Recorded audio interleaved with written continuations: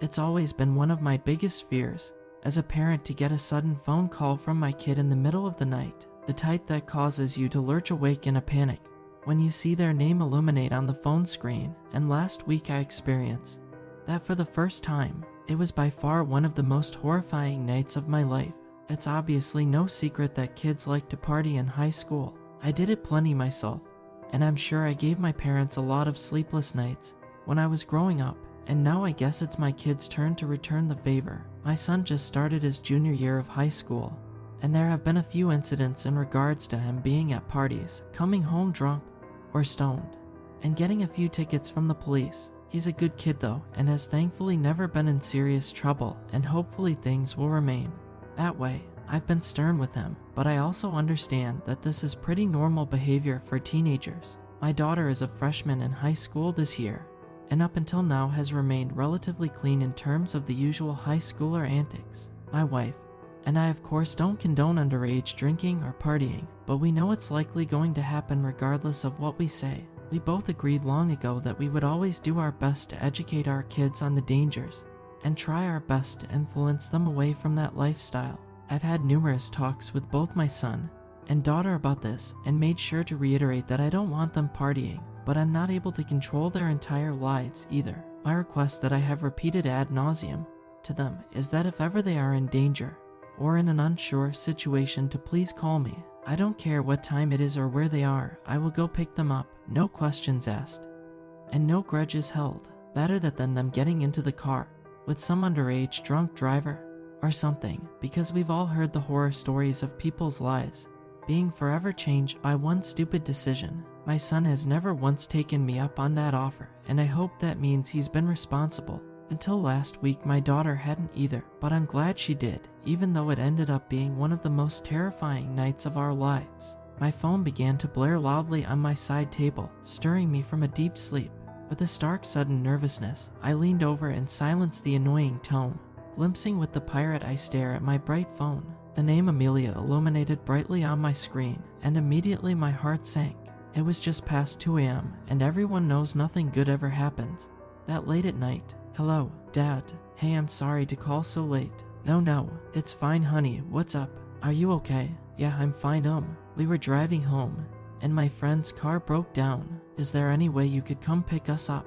My heart breathed a small sigh of relief then, and I tried to gather my mind. I told her I would of course come and get her, and over the next few minutes she described her location as I got myself dressed. She was a good half an hour drive away, and basically just on the side of a rural stretch of road. She didn't mention what exactly they were doing out there, and in the moment, it didn't cross my mind to ask. I pulled my truck out the complex maybe 10 minutes later and texted Amelia that I was on my way. Thankfully the roads were clear at 2 a.m.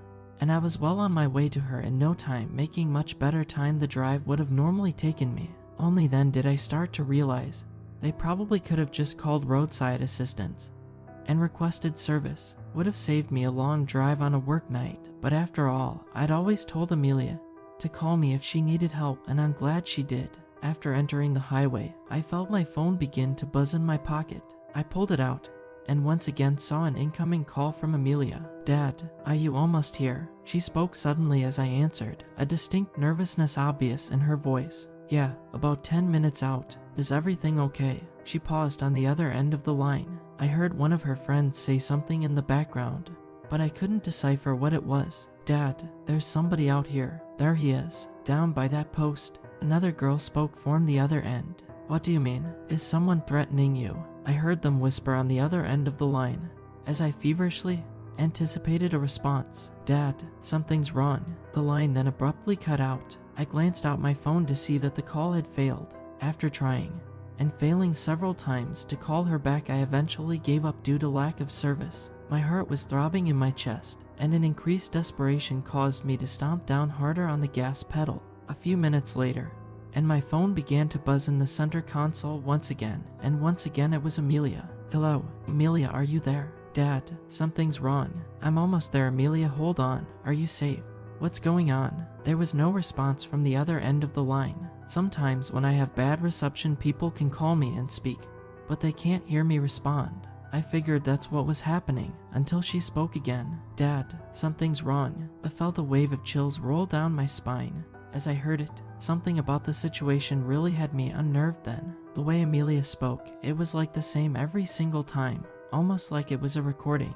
The area she had told me they were located was about 15 minutes away from the nearest town on the way to a patch of wilderness. A lot of people go there for camping and whatnot, but the roads were near empty that night. Endless rows of trees lined either side of the road, and a cold sweat dampened my brow as I stomped on the gas pedal. Finally, as I rounded a bend in the road a few minutes later, I spotted something up ahead, a lone Subaru Outback on the opposing side of the road. As I got near, I squinted to see better, but saw no one inside. I was fairly certain that was one of Amelia's friends' cars, and since I hadn't seen any others, I figured it had to be them. I pulled my truck up behind it, and my headlights beamed through the back window, but I saw no one inside of it.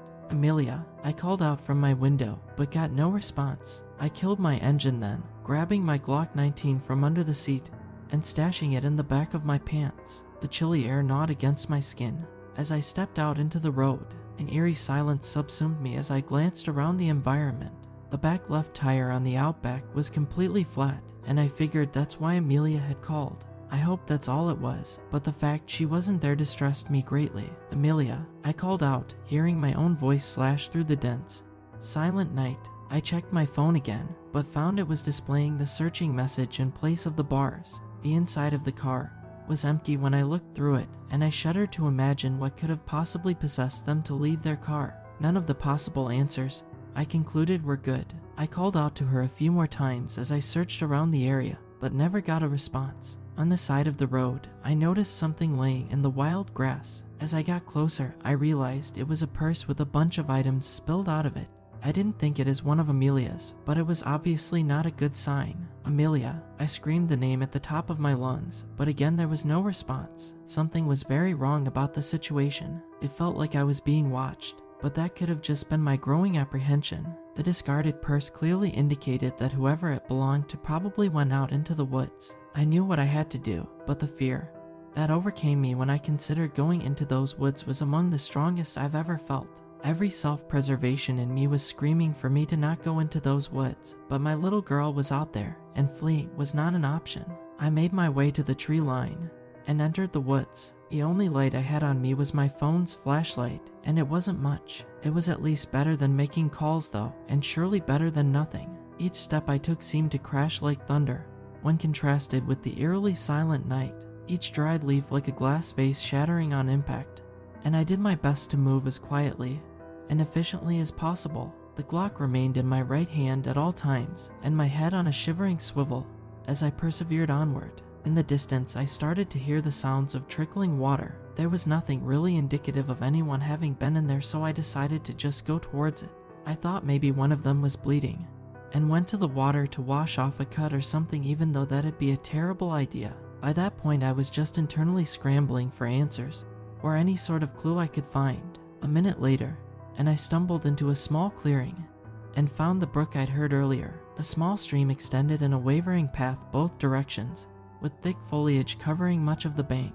On the other side was a small incline which led deeper into the woods, but once again there was no immediate signs that anyone had been out there. I really started to panic then, but calling out seemed like a worse idea every time I did it. At the same time, I had to do something. My mind just wouldn't stop racing about some lunatic serial killer or human trafficker, every father's worst nightmare. After a few moments, I finally decided to turn around and head back towards the road. As I veered back, I stepped by the bank and was able to see around the small bend in the creek. On the other side of an angled tree, I saw something that made me nearly jump out of my skin. Someone was crouching there on the edge of the stream. It was a young woman with dark hair, dressed in a hoodie and blue jeans. As I lifted the light towards her, I realized I recognized her. Natasha, hey, can you hear me? Are you alright? She didn't react at all as I made my way over to her. She was just crouched there in a sitting fetal position, staring up the incline on the opposing side of the stream. Natasha, hey, it's Amelia's dad. Are you okay? Where is Amelia? Natasha again didn't react in any way. As I finally shined the light on her face, I just saw her staring emotionless. She didn't even look at me. Her eyes were like saucers, dilated so heavily that no color was visible. Considering it was night, that wasn't entirely strange on its own. But what was strange is that I noticed her pupils didn't shrink at all when I shined the light on her. Natasha. I put my hand on her shoulder, but again got no reaction. I could tell she was breathing, but clearly she wasn't all there. She seemed entirely catatonic, like she was trapped in some sort of hypnotic state. I shook her by the shoulder, called her name, and even flicked water on her from the stream. But she didn't react in any way whatsoever. It was really unnerving, but selfishly I was still more worried about Amelia. I thought about just letting her wait there and return for her, as she obviously wasn't going anywhere anytime soon. But the sordid idea occurred that it may be too late for Amelia. The thought alone nearly crippled me from the horrific contemplation, but I knew I could at least get one girl out. I wrapped my arms around Natasha and lifted her off the ground. Her arms were wrapped around her legs, and she maintained that as I lifted her into my arms. Her skin was cold to the touch, and with her locked position it almost gave the impression that she was frozen stiff. Thankfully, Natasha is rather small, so I was able to carry her back towards the road with little issue. A minute or two later I got back to my truck and placed Natasha in the back seat. Her utterly silent demeanor and complete lack of reaction had really started to worry me. Just to be sure, I felt her pulse on her neck, and as I anticipated, it was there, feeling pretty much normal. After loading her in the truck, I locked it and resumed my search for Amelia. It was then I noticed that the back left tire on the Outback was not only flat, but absolutely shredded. It looked like it had been flat, but they continued driving on it for several miles. The tread was torn open, revealing the silver rim underneath. As I was inspecting it, I suddenly thought I saw something underneath the car. As I leaned down, I once again got a huge jump scare. Amelia, are you okay? There she was, lying prone underneath the car. Like Natasha, she was unresponsive no matter how many questions I asked her. I could see her back moving rhythmically up and down, so I knew she was breathing. Her eyes were pinned open wide, and like Natasha, her pupils were like saucers. I had to basically drag her out from underneath the car. All the while, she didn't react in any way whatsoever. She too just appeared in this dazed state, like she was thankfully still alive, but not fully conscious. I've never seen anything like that with her or anyone else before. As soon as she was out from under the car, she suddenly lurched and wrapped herself into the fetal position. It startled me greatly, and I thought it meant she was back to normal, but after questioning her again, I still got no reaction. Thankfully, that made it much easier to carry her, and I got her loaded into the truck as well. Natasha still sat there as she had before, and the sight of both of them curled up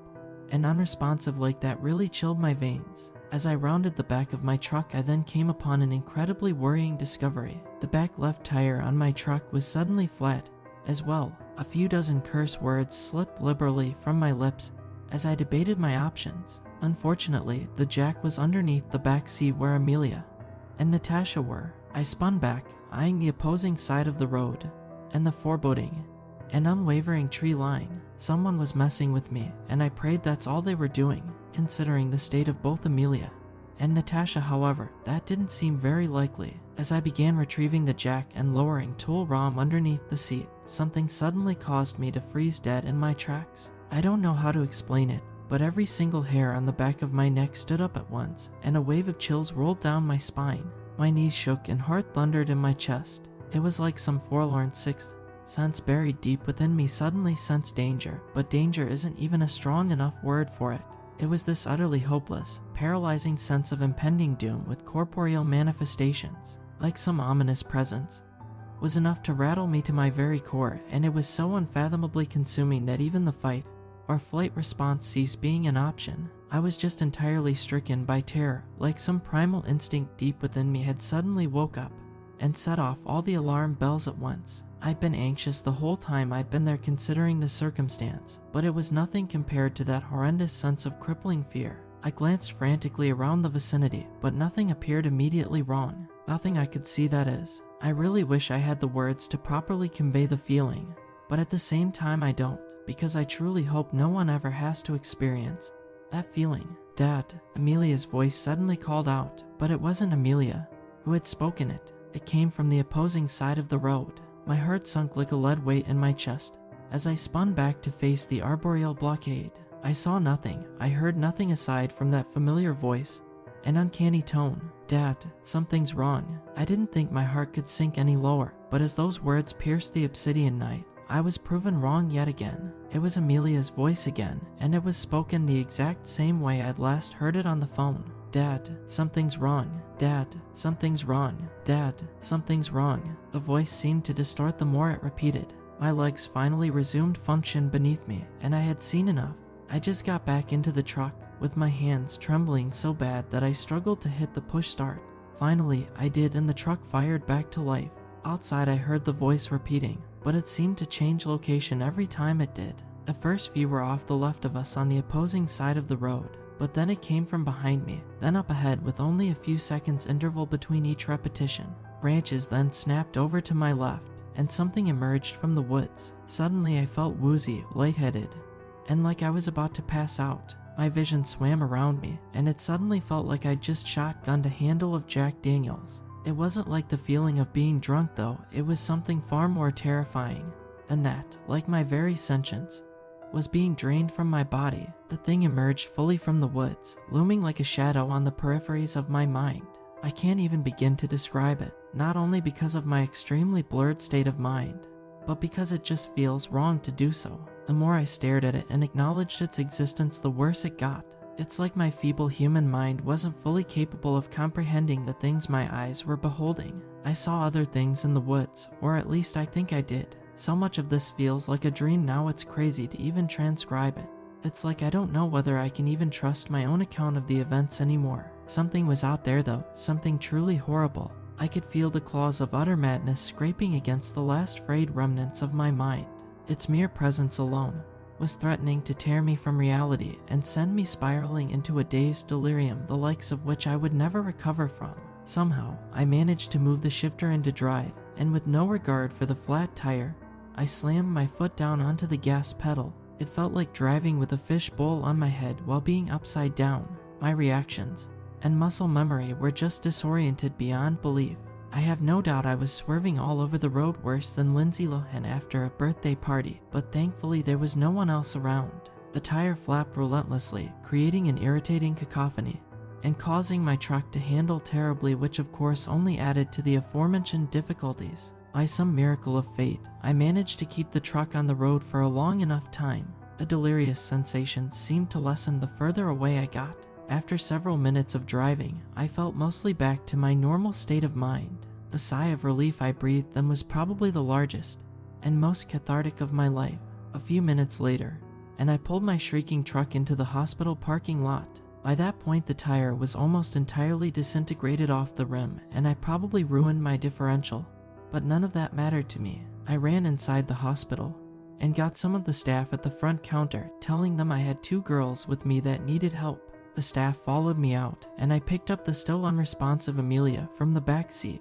The security guard picked up Natasha, and we carried them back inside. The nurses asked me what had happened as we got them into hospital beds, but I didn't even know what to tell them. I ended up just saying most of what actually happened, and that I'd found them in the woods. The staff eyed me warily, and I could tell they didn't trust me. I don't blame them either, as I did show up with 2 underage girls in the middle of the night, and under very strange circumstances. I doubt they'd ever seen anyone in conditions like that. The girls very much appeared like they'd been drugged, and although I told them I was Amelia's father, I don't blame them for being suspicious of me. Even as the police showed up and began questioning me, I forced myself to remain calm for the sake of Amelia. They asked me what had happened, and I told them pretty much everything I've written here today, but in the most rational means I could explain.